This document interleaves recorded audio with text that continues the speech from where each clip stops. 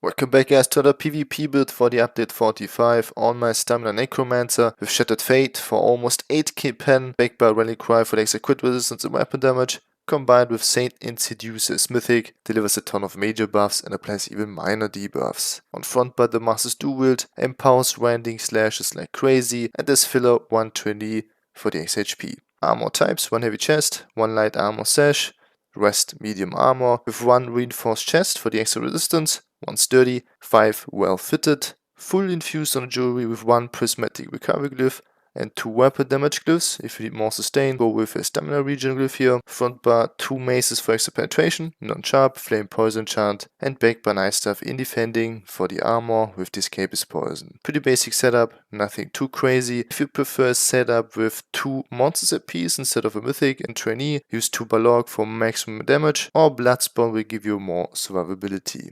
Skills: front bar Skeleton Archer provides major brutality, 20% weapon damage, and deals quite good amount of damage over time, delivers even passively 10% crit rate and execute range thanks to the passive Death Knell. Blighted Blast Bones, the stamina morph, deals crazy amount of damage and afflicts your opponents with major defi, 16% healing and damage hit reduction, rarely seen debuff outside Necromancers. On top, same stuff here, 10% increased crit rate with Death Knell. Next up, Rending Slash or Spammable, one of the strongest, if not the strongest PvP spammable. Why is that? Well, it hits with 1 single activation 4 times. Twice with the initial hit, once with main and offhand, and applies a nasty bleed dot plus the hemorrhaging bleed status effect, which is basically another bleed damage dot. Brutal spammable, especially in combination with the Master's Dual Wield. Resolve and Vigor is healing over time, and for minor resolve, 3k armor. I prefer it in this case on front bar. You can put it on back bar too, doesn't really matter in terms of passives. Karma Hunter for the major savagery, buff 12% crit rate. You also gain minor berserk, plus 5% damage done for 5 seconds after dealing critical damage from an enemy's flank, and gives plus 3% weapon damage just slotted with the fighter skill passive Slayer.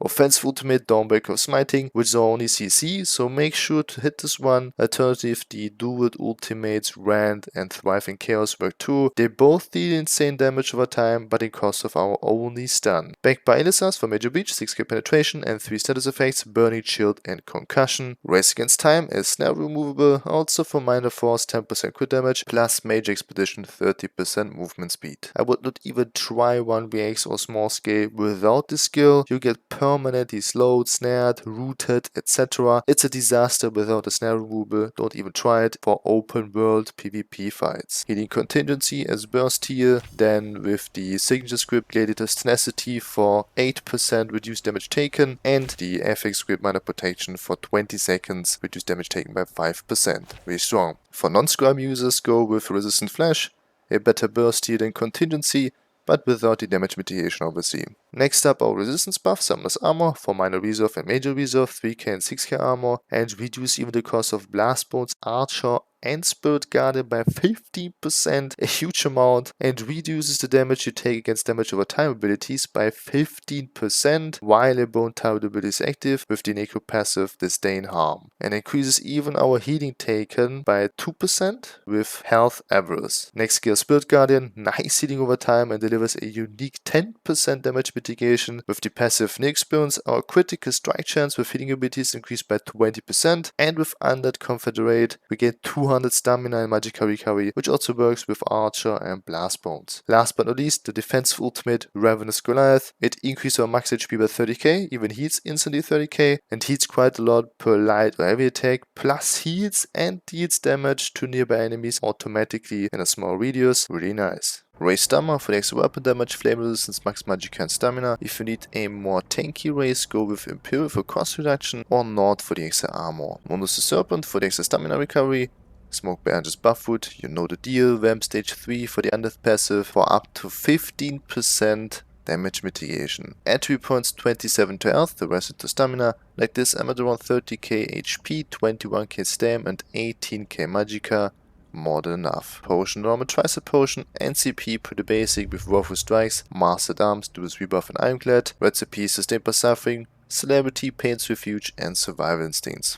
Combination: first of all, pre-buff yourself with Summoner's Armor, Spirit Guardian, Race Against Time, Contingency, Skeleton Archer and Vigor.